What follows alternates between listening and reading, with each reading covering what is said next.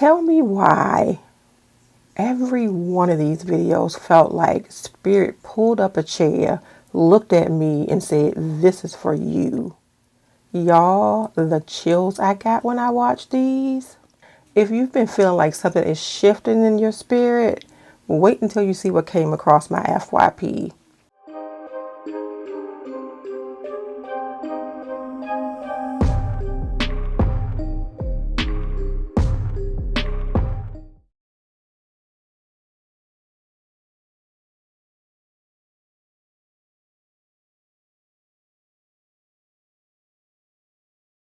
Grace and Peace Rooted Collective, welcome back to Awakened and Rooted, where the veil is thin, the vibes are deep, and the stories will make you question everything. So if you are into the mystical, the metaphysical, or the downright unexplainable, you are in the right place, so let's get into it. Listen what I'm saying. You got a good man, don't tell your girlfriend. Why not? You got a good man, don't tell your girlfriend. You ain't caught her yet? There's a way that elders talk to you that now is lost. Not because they don't talk to you that way anymore, but because it seems like in modern day when we can Google everything, the comprehension behind the conversation is lost. We need to know the why. We need this in-depth explanation. Black Americans speak in vague colloquials. They use folklore. They talk in phrases, parables, and use storytelling. This is inherent behavior because of slavery, because of the white man all up in your business. As a child, if you grew up in the Deep South or if you grew up with an elder grandparent, you knew that you didn't ask why. You listened and you just took heed to the warning. Imagine if you were a child born into slavery and your parent told you something and then you asked why. The reason that we're losing all of our historical context in folklore, hoodoo practices, history, is because we're asking why and not letting them just talk. We're not hearing the stories, we're not listening to the phrases, we're not paying attention to the parables. And as the elders pass, they take with them a wealth of knowledge. So if you have an elder that wants to talk, regardless if you understand it or not, be the ear that wants to listen. But I'm just talking. That's food for thought. And she is absolutely right. Whenever they say something to you, listen, because that is rooted in history and wisdom. Your skin looking real good, but your aura is ashy. I don't know who needed to hear that, but you need to get a spiritual routine ASAP. Yeah, you heard me right. I don't care how good them edges lay, how fire that fit is, how good that body look. If your aura is ashy, you still missing the mark. What's the point in looking like $1,000,000 if your spirit is given insufficient funds? Just like you don't neglect a trip to the salon, make that nail shop every 2 weeks, go to the gym, and a lot of y'all not missing that skincare routine. The part of you that keeps your soul glowing, you gonna neglect that? Let's get y'all together right now. So first things first, you gonna use some cleansing and protection tools. I know I got all this on deck if you need it. I'm gonna put my link in the caption as well as below. You can use sage, palo santo, a prayer of gratitude. If you don't know where to start or what to say in your spiritual prayer, go ahead and download the template that I got in my store for $1. And you're gonna use these tools to wash off the spiritual grime just like you would wash that dirt off your face. Next, you want to hydrate your spirit. So of course, you want to drink your water or your H320, which is the fruit juice. But you also want to pour into yourself with affirmations, meditation, just being out in nature, because you cannot glow if your soul is parched. Next, we want to exfoliate those toxic vibes. So unfollow that negativity, whether that be on social media or in real life. Release what no longer serves you so you can make room for your higher self to flourish. Next, you want to moisturize your aura. We can't have y'all out here being ashy. This is where self-love comes in. Treat yourself like you the divine being that you are. Dance, laugh, rest, create. Do what feeds your joy and feeds your soul. I'm not gonna lie, clear skin is a flex. It's real cute. But a radiant spirit is the real flex. Next time, take a real good look at yourself and ask, is my energy giving as much as my outfit? If not, you know it's time to level up. The glow is waiting for you. Y'all know I got all the tools on deck if you want to get there. But remember, like I always tell y'all, y'all are the tools. Peace, love, and light, and gratitude for watching. Man, that video was everything. And that's why I feel like every video that I have her in, I say I absolutely love her because everything she says resonates. the reason why everything has been feeling so strange to you, the reason why you can no longer do the things that you used to do, the reason why you no longer could be around the people you used to be around is because you are ascending very fast, like rapidly. Like, you are ascending quick, bro, because you've been focusing on yourself, you've been focusing on your own energy, you've been connecting with yourself. So all the things, all the old habits you used to engage in, you can no longer do it, bro, because that's that old version of you, bro. This is a whole new version of you, bro. You in a whole new energy, man. He's absolutely right. And I was sitting here thinking as I was listening to him about things that I used to do, even things that used to do on YouTube. My whole, not aura, but my whole way of life, or it just changed. Things that I used to absolutely love, it's like, I can take it or leave it at this point. So I get what he is saying 100%. The ancestors that you keep venerating and giving offerings to, some don't even like your ass. But since you're honoring, since you're venerating, since you're giving offerings, since you're giving power, they gonna take it. Don't work with those ancestors or spirits or gods that flat out require you to give the offerings, you to give the veneration. Now, the ones that do it purely because they want to see you elevate, those are the ones that are going to go to bat for you. So, sir, how do you figure that out? That's the question that I have. How do you figure that out? How do you know who doesn't like you and who's for you? They told you your ancestors was demonic because they wanted to strip you from one of your sources of power. And the more horror movies you watch about scary indigenous tribes, the deeper you go into religious indoctrination, the further and further you get away from who you are and your true power. Okay, so he kind of scared me for a minute because I love a good horror movie. And I did ask this question in the community. Y'all let me know if y'all want me to do the reactions on the spiritual horror movies. Please let me know because I'm so wanting to do that. But when he put in about indigenous tribes, I don't watch those kind of horror movies. So, whew. Okay. 3 things I do when I feel spiritually disconnected and overwhelmed. 1, I pause, meaning I literally stop moving. 2, I pull back, taking a mental and energetic step back from whatever it was that brought me to that place. And 3, I do a physical scan. Woo! Y'all, I inhale deeply. I have to feel where the tension and emotion is in my body, and then I gotta exhale it on out. PPP done brought me back to peace so many times. It keeps me from tapping out and popping off. If you only hear one thing today, let it be this. You are on the right path. You are right on time. That one was short, but a message that I definitely wanted to put in here. As someone who grew up in the tradition of hoodoo, I highly suggest to y'all, if you're just starting out, to really be mindful of who you're following and listening to. I stumbled across this from Hoodoo Delish, and I do not follow this page at all, nor will I ever. Let me read y'all what it says. It says, at Sunday dinner, make your ancestors a plate. Set it at the table with the candle. When dinner is done, set it on their altar. Or if not possible, you may also serve the food to the youngest child of the family or the woman of the household to finish the food, so it is not wasted or thrown out.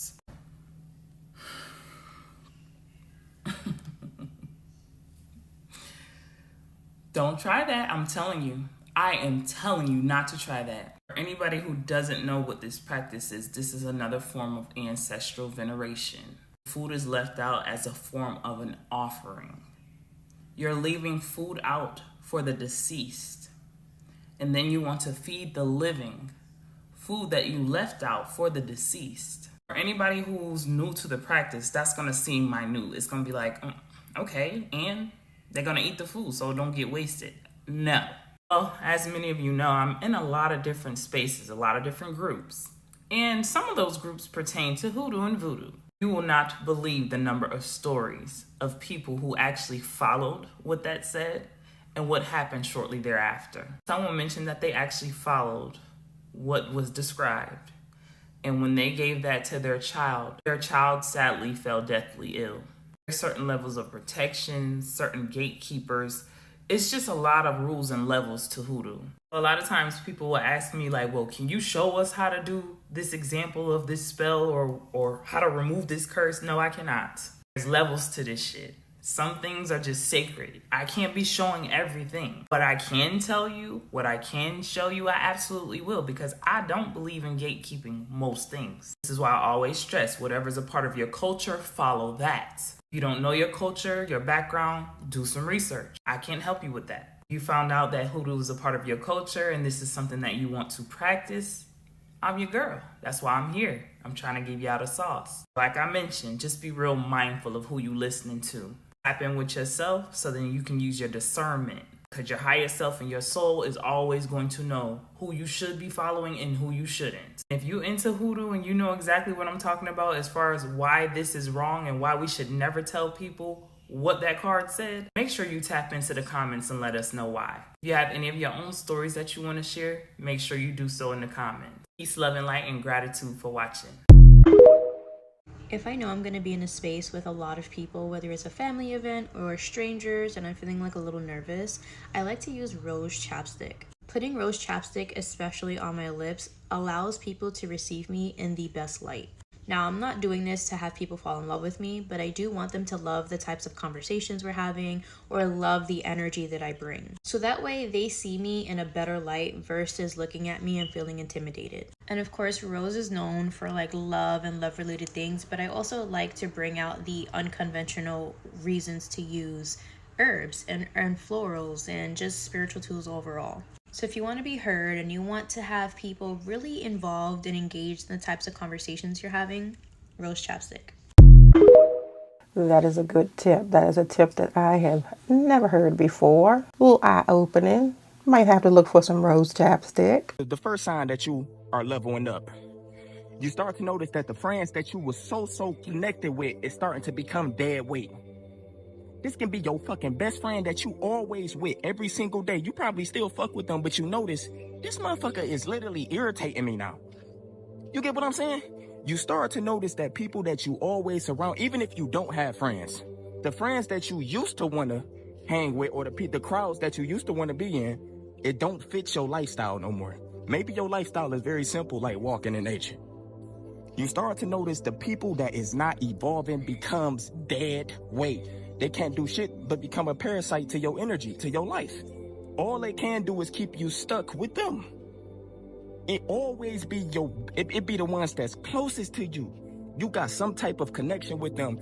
Maybe it be some type of, you connected with them through habits. Maybe you turn up with them. Maybe you drink with them. Maybe you call them when you're feeling bad. But when you start leveling up, they become dead weight.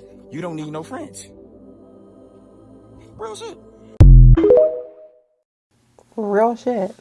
Here are 11 surprising physical symptoms of a spiritual awakening. Many are called family, but few are chosen. And I believe there is a mass spiritual awakening that's happening right now. Understanding that life is so much more than what we see. And when we decide to jump into that world, there's an awakening. When you open that third eye, it rocks you to your core. Here are the signs. Let's get into it. Number 1, headaches. Number 2, night sweats, changes in body temperature. Number 3, fatigue. Spiritual awakening is an exhausting process. Number 4, digestive issues. Number 5, vivid dreams or visions. It's almost like it's real. Number 6, heightened senses that deepen your connection to the world. Number 7, synchronicities, like seeing repeated numbers over and over again, or thinking of someone and then you see them or you get a message from them. It's not a coincidence. Number 8, heart flutters. Number 9, appetite changes. Number 10, joyful, spontaneous movements of your body. Number 11, an unusual desire to isolate. I can identify with the majority of the things she said. Why do we as Black people call on the ancestors? because we carry a bloodline that remembers how to survive anything. Our ancestors made it through slavery, forced migration, war, loss, and erasure, and yet somehow, here we are.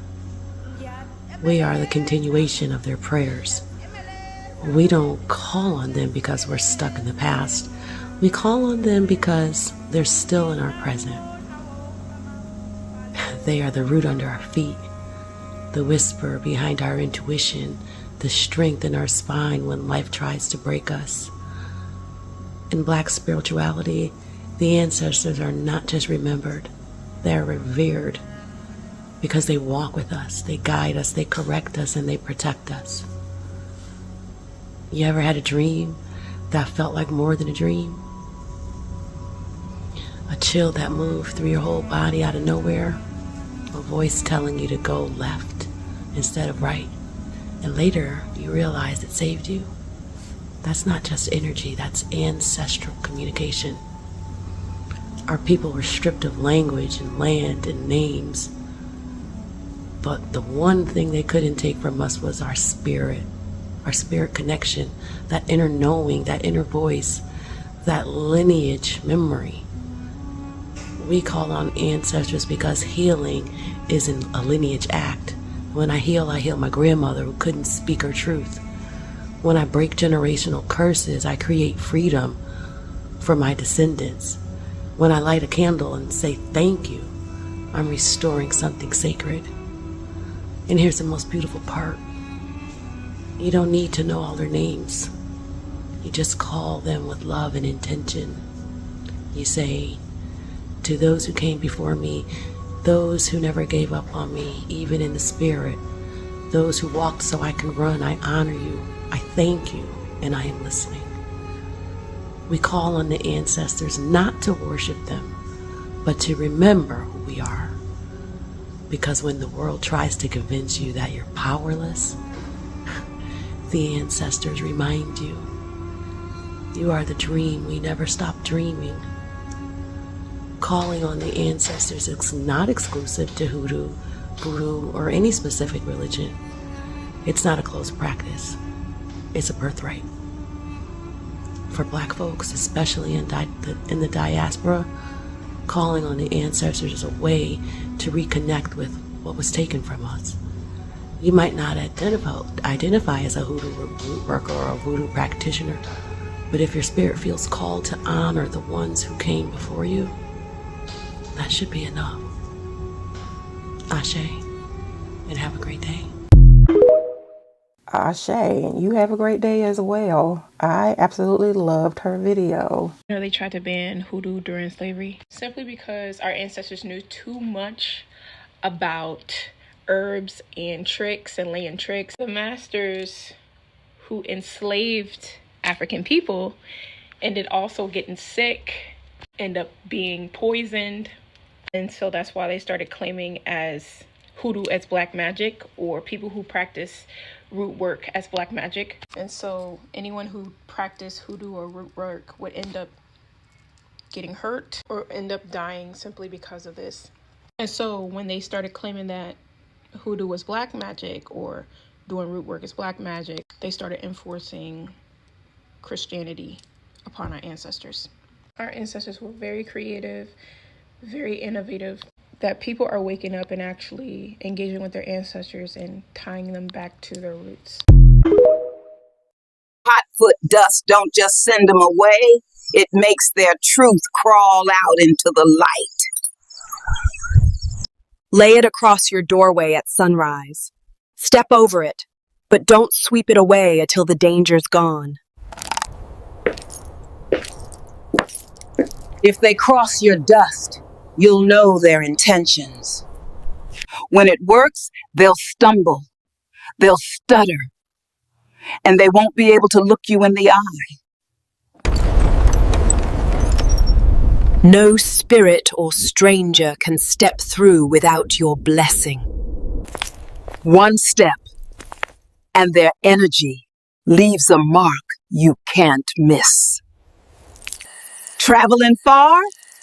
Leave the dust behind to guard your home.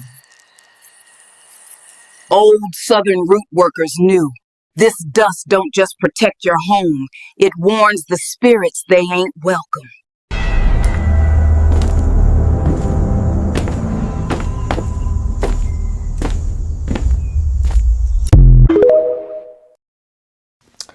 I like this video, but did you notice that halfway through it, she got a British accent? I know it's AI.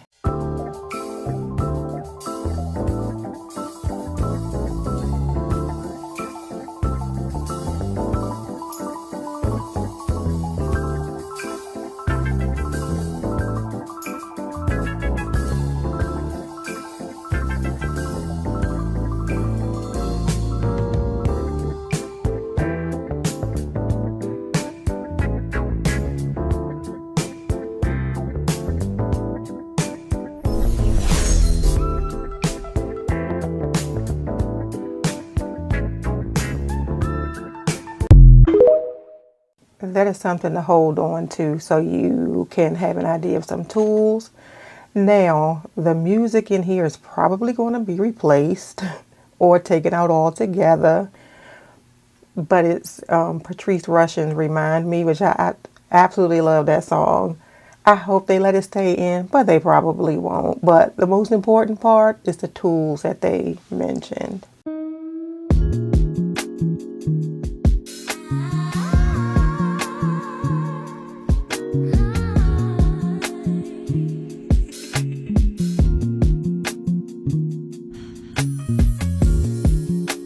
This road. Turn around now.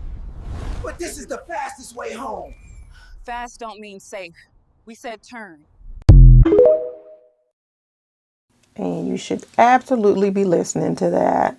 I think people need to realize that it's so important to build discernment because, look, when you on social media, it's going to get tricky. You're going to be scrolling and you're going to come across a video like, pineapples are so good for you. They're so good for your health. You should eat them every day. They're very nutritious. You should add them a part of your diet. You're going to be scrolling some more. You're going to come across another video like, pineapples are bad for you.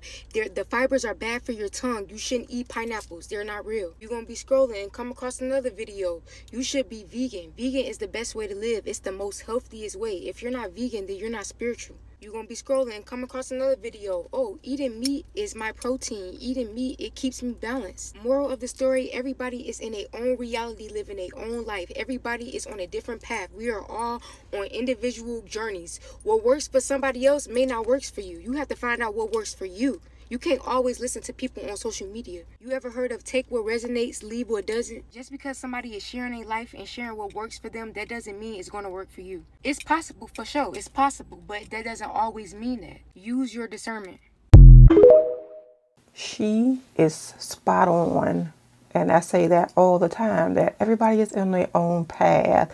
Because it works for them does not mean it will work for you. If you've been trying to grow and evolve into a better person, this video is for you. Alright, so real talk, bro. The first step to growing and evolving is self-accountability, you feel what I'm saying? That's the first step, and you can't do it without self-accountability. You gotta take accountability for yourself and your actions and your environment. Even if somebody else do something to you, you gotta learn how to take accountability for that, because you could have controlled the situation more. Like if you got a friend that always take advantage of you, take accountability for that, because you keep letting that friend come around you. Or if you always find yourself in situations that are not good for you, take accountability, because you could be putting yourself in those situations or allowing yourself to get in those situations by going with people that you know you're not supposed to be going with, or doing activities you know you're not supposed to be doing, you feel what I'm saying? You causing these situations. And also other situations, like if you're obese and you want to become skinny, you're the one keep eating, you feel what I'm saying?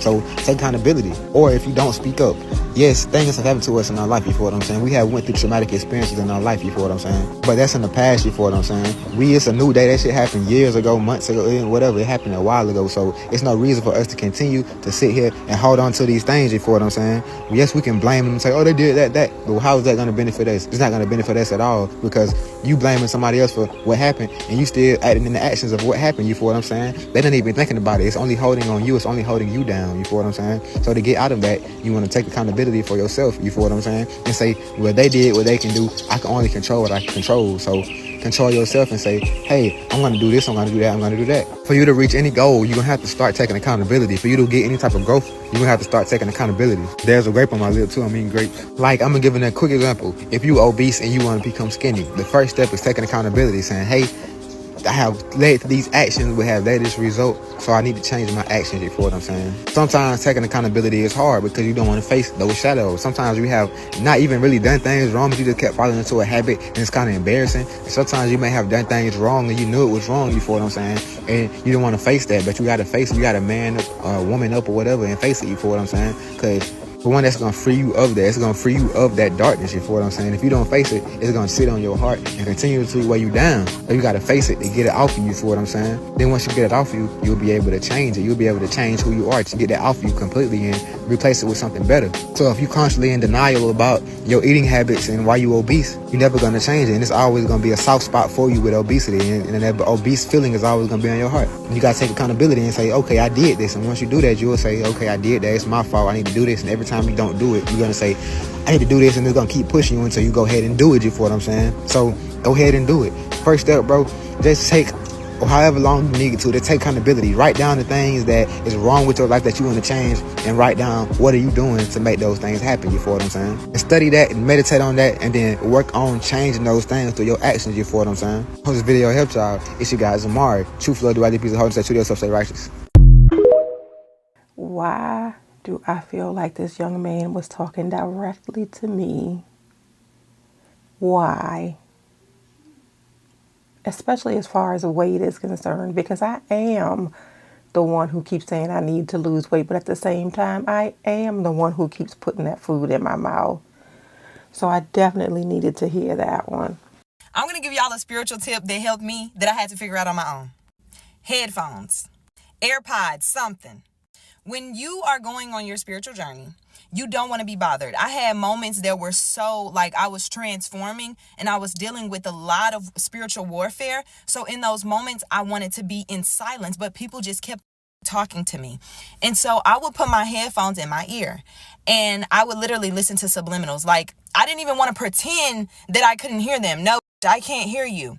So I would just put my headphones in and listen to subliminals all day. And when people realized that like I couldn't hear them and that I wasn't trying to hear them, they would literally stop talking to me. They would literally stop talking to me. And the reason why I consider this a spiritual tip is because you're really fighting against responding to other people. And this will help you not respond to other people because you really can't hear them. So if you're having problems with this, like you just in a space where you just wish everybody would just shut the fuck up, put your headphones in and just listen to something all day. Let them nudge you. Don't respond. Be irritated if you have to take your AirPods out. When you do this, they're going to get tired of you doing that and they're going to be like, I'm about to stop talking to this bitch. That's a good tip. Wish I could do that at work, but I have to be able to hear the phone.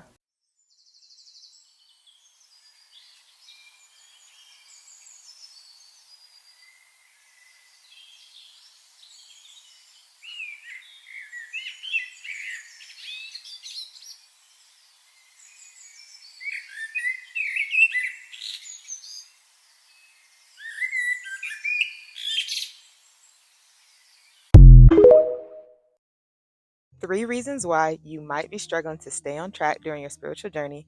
Part 2. You're avoiding your shadow work. You're focusing all your energy into love and light. But you can't have light if no darkness ever exists. Sit with yourself and do some self-reflection. Address the things that make you uncomfortable. Sit and understand the good, the bad, and the ugly parts that come with you. Embrace them. Accept them. External validation seeking.